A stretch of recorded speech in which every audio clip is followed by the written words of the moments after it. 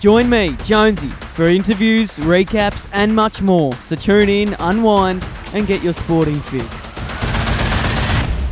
Hello guys, welcome to the 18th episode of the Sporting Fix. We've had a bit of a duration between episodes. Obviously I went away for a bit, so that doesn't help things.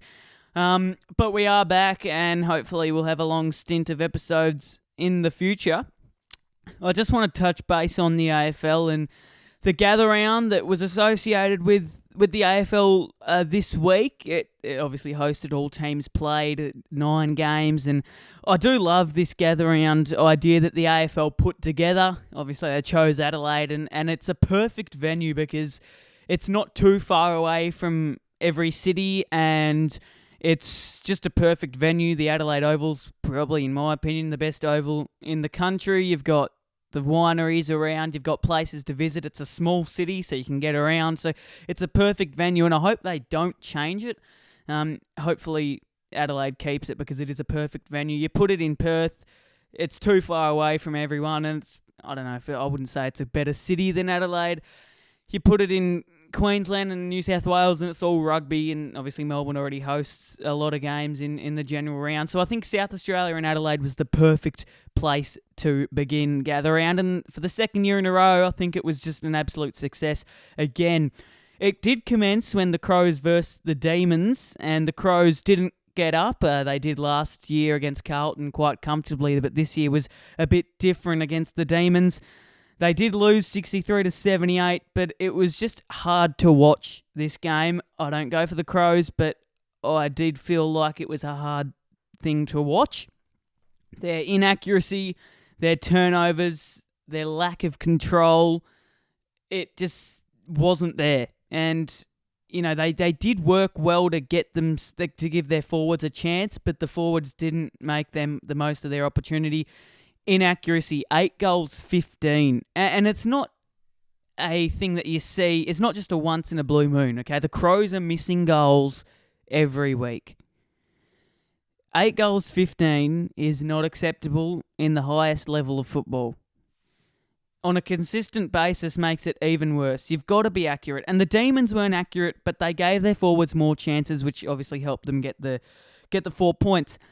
The turnovers, the lack of respect and dignity that they held was so bad. I mean, you get the Sharon and you cough it up and you get scored on. It's what the Crows did. It's not good. Their control of the ball, it works in tandems with the turnovers. You know, they didn't control the ball well. They didn't have the ball a lot. And when they did, it almost seemed like it was hard to get out of trouble. They had the ball and they had to sort of pick themselves through the Melbourne defence, and it just didn't really work for them. The fact that they can't convert doesn't help. So everything that the Crows did, it was in a negative concept. It was in a negative concept. They didn't do a lot of positives. If we do look at the positives, the only thing is that they had a little bit more possession than Melbourne, and they're inside 50. They had more of, and then their disposal efficiency was a bit better. But on the flip side, the Demons inside 50, their efficiency was a lot higher. They had more clearances. Their composure was better in defence. When you've got Stephen May, when you've got Jake Lever, you can almost put money on the fact that you won't get scored on, because those two lead the defence in multiple ways. So if there's a takeaway from that game, it's that the Crows are in dire straits, and it's that Matthew Nix's 2-year deal is going to go down the drain if something doesn't change. The Crows are 0-4. If they lose the next 3 games, if they go 0-7, his 2-year deal Matthew Nix just signed is going to go down the drain. It's going to be ripped to shreds because the Crows cannot afford to have another failed season.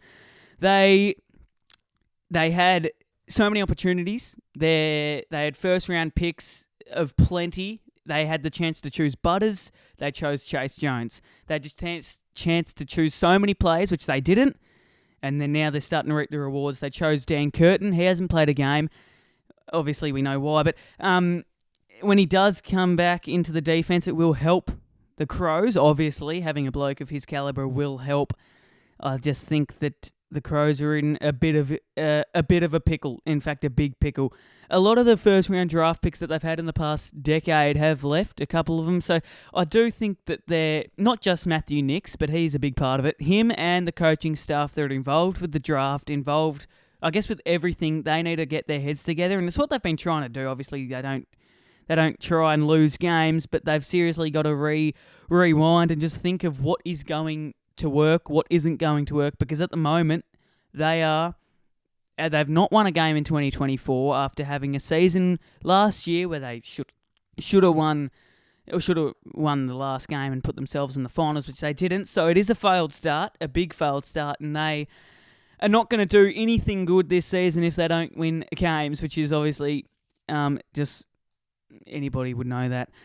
So we move away from that game and we move to the Northern Lions game, and it was just a demolition again. I mean, every game North Melbourne rock up to, they seem to don't rock up, and they seem to lose by beyond 50 points. It's nothing different, it's another 70-point defeat to the Roos, and seriously, his team there's a lot to work on, and Clarko signed a 5-year deal for $5 million, and I think he's got to really put the foot down and ensure that the North are happy with the $5 million deal, because at the moment him and his team aren't doing too well. But they haven't had a good, a easy fixture. They versed Brisbane, the Giants in round 1, Freo, who are doing really well, Carlton. So when they get to the easier teams, you'd want them to win games. They've got Hawthorn in a couple of weeks. They've got Geelong next week in Geelong, or this week coming. So it's not easy, but when they do verse Hawthorn, when they do verse maybe even Adelaide, when they do verse West Coast, they'll need to win those games just to give themselves and their team and their fans a bit of hope. So it's important that does happen. The positives out of that game for the Lions is that they controlled the game for all 4 quarters. It's not hard to do when you're featured in the grand final last year and you're versing a team who has been in a rebuild for 5 years. So it's not hard to control the game for 4 quarters. Their possession count was a lot higher. They had 32 shots on goal plus, which is a massive tick as it is. 16 goals, 112. It is going to get you a win every day of the week. North Melbourne, the positives to take out of that game. Not a lot. Not a lot, really. Individual performances maybe would just get over the line. I thought Charlie Comben was really good in his return match. 25 disposals, I think he got, and 13 intercepts or something. So a lot of good signs in the back line for him. It is tricky when you're born and you're naturally a forward to change into a key defender is a tough task, and he did that really well. Sherry again, she's just the usuals, but it's just not good enough. Like the Roos, they don't win the game, so there's not a lot to focus on in a positive concept. The negatives, though, I could go on and on and on for the Roos. North Melbourne turned the ball over way too many times.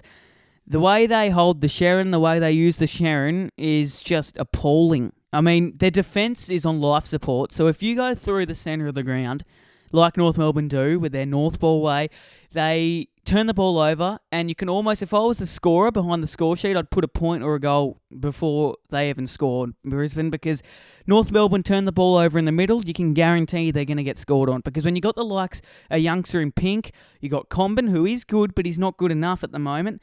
Comben, Pink, Griffin Logue is to come. Aiden Court, this is a depleted back line, and if you turn the ball over like the midfielders do, you're going to get scored on, and North Melbourne got scored on heavily over turnover. Griffin Logue is going to come back in about 10 weeks, I think, with his ACL, so it will be good, but North Melbourne, their defence is tripe. They need something to happen. The draft this year, I think Clarko has to just pinpoint defence and make that a goal, because at the moment, North Melbourne's defence, I can't stress enough how important it is to have a good defence, and North have probably the worst one in the competition. That needs to change. The negatives for the Lions, not a lot, obviously. When you win by 70 points, there's not a lot of bad things that clearly happened, but Joe Danaher, I'd say his inaccuracy. Him and Hipwood, they are very confidence players. If they have a bad day, then they'll have a bad month and maybe even a bad year. So Joe Danaher, he had about 300 shots on goal. He scored about 5 goals, 4, and about kicked 7, 13 rows back. out on bounds. On the full, I think that's got to change. Their accuracy, the way they hold themselves up, but that's about it. There's not a lot to take out of that game in a negative concept for the Lions, so I think it was fine. 70-point winners over the North Melbourne Kangaroos, Port Adelaide and Essendon. 17 goals, 9L, 111 defeats the Dons, 6 goals, 642. So it was another demolition, 69 points. Positives for the Port Adelaide was their accuracy, their efficiency, their class, their youth. They just own every possession. Every position. Forward line's good. Midfield's class. Horne-Francis, Butters, Rosie. Can't get much better. The defence is good. Ken Hinkley, I did see recently that he is going to leave in 2025 to be taken over by, I think, the assistant coach. I don't know how that'll go down. Hopefully it does work for Port Adelaide. We'll obviously find out. But positives for Essendon is nothing. There are no positives for Essendon. I think a takeaway out of this match is that Essendon is just another failed season for them. Since decades since they last won a final, and I think you can add another year to that because at the moment they are a shifty team. They win, they lose, and then they get defeated heavily, and then you think, they're going to do bad, and then they win a game, and you think there's hope. But the way they're playing, they're not going to make finals. In fact, they won't make the top 12, so they've got to change something, Brad Scott, and they've got to change it fast. Negatives, everything for Essendon. Their turnovers, their use of the ball, their accuracy in front of goal, their positioning in the defence, everything is just not there. Port Adelaide, a negative for them, not a lot. I mean, Jeremy Finlayson with a homophobic slur probably isn't amazing, but I think people can toughen up and just take a bit of a response that is quite homophobic. Not that we'll get into that because I could get myself cancelled. West Coast and Sydney. Sydney won, to be expected. Harley Reid kicked his first goal to a Kelly Underwood commentary, which made me want to kill myself. Sydney Swans and Heaney.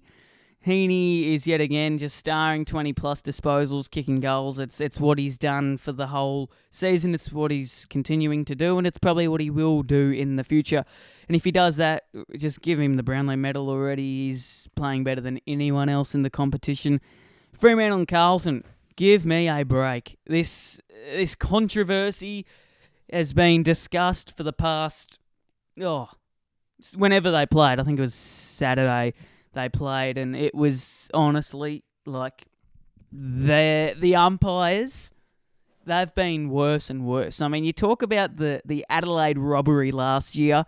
The umpires have been, said to review everything, make the right call. Well, oh my goodness, they have made the wrong call every week. You talk about boundary umpires missing out of bounds. Well, no, you talk about field umpires also. It ricocheted. A bloke at the other end of the ground filmed it, and it ricocheted off James Asher's hand. And I'm not the first person to tell you. Everyone knows that they've made the wrong call. But what I didn't like was the dissent being paid, because there's news coming out every day, more and more news. Now, to sum it all up, Jordan Clark said something in an angry way that wasn't directed at the umpire, it was directed at himself. He called himself an effing idiot in an angry way. And the umpire didn't hear it. He said he heard, it was more the way he said it that made the umpire pay dissent, which is the stupidest thing I've ever heard. Dissent is if an umpire gets yelled at in a angry way, or if he gets yelled at in a rude way. You can't just give away a free kick for a bloke yelling at himself. And it cost Fremantle the game. And Carlton find themselves 4-0, which is obviously great for them, but Fremantle will be really dirty with themselves and dirty with the umpires. I just couldn't believe it. The more news that came out and the more things that was released, the fact that the umpire didn't even hear what Jordan Clark said, he just heard that Jordan Clark was angry. I'll pay dissent. I'll give Carlton a free win. Yeah, good on you. Dogs and the Cats. Obviously, it was a very entertaining game. Cats find themselves 4-0. Really, really many chances for goal of the years in that one passage or in that one game. But they just dropped. It was just dropped, which was a shame. But Marcus Bontempelli, he did really well. Liberatore, I think, had 19 clearances. So the Dogs, there were so many news around, how are they actually going to play? They've versed some easy teams. They've versed a hard team and lost against Melbourne. They beat West Coast by heaps. So it was more leading into this game against the Cats. This is what we really see from the Dogs. They did lose by 4 points. It's hard to fathom how they are going because if they won the game, then they'd be in a good position. But they did lose, but they didn't lose by much. So I think it's another week we got to wait and see how they will go. The Suns and the Giants on Sunday. The Giants, they just give them the flag, give them the cup. They are playing way too well. The Suns, a positive was Mac Andrew. He really stood out for me in the defence, in the defensive category, plucking all marks, using the footy relatively well. Yeah, he was amazing. The Tigers and the Saints, seriously, the Tigers are washed. The first half, brilliant. Second half, probably one of the worst halves I've seen. But on the flip side, Saints, they give themselves hope, don't they? A poor start, but then they know after that game that they can win from anywhere. And it wasn't a big deficit, but the fact that they scored 9 points in the first half meant a lot. It means they're not playing well. It means they're doing really bad.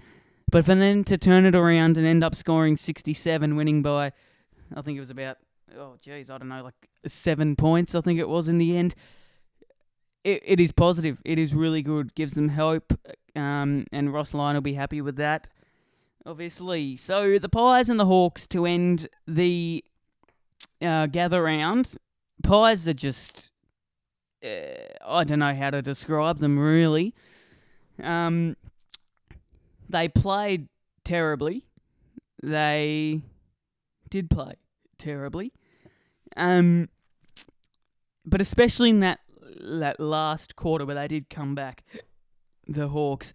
It's really good signs the Hawks have. They gave themselves every opportunity to win the game. I did think Scrimshaw's kick in the last minute, I think it was, to open space when he could have pounded it long inside 50 wasn't the right option. But, these things happen. It's 4 points to the Pies, but they are not going to win the premiership at all this season, the way they are going. They nearly lost to Hawthorn. They were 0-3 to start, so I just cannot see them winning the premiership at all. So that's really a wrap-up of Gather Round. I do love Gather Round. I think it is really good. I was pumped to start Gather Round.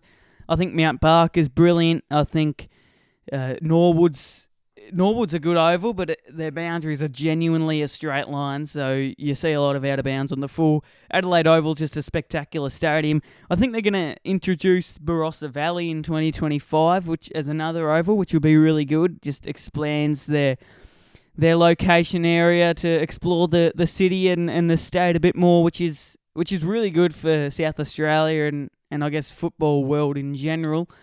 I think they hit the nail on their head when they say Adelaide is the best spot. It looks perfect. It's a perfect spot for footy. It is accessible to everyone. You can book a ticket, book a flight from anywhere around the country, and it's genuinely a travelable distance.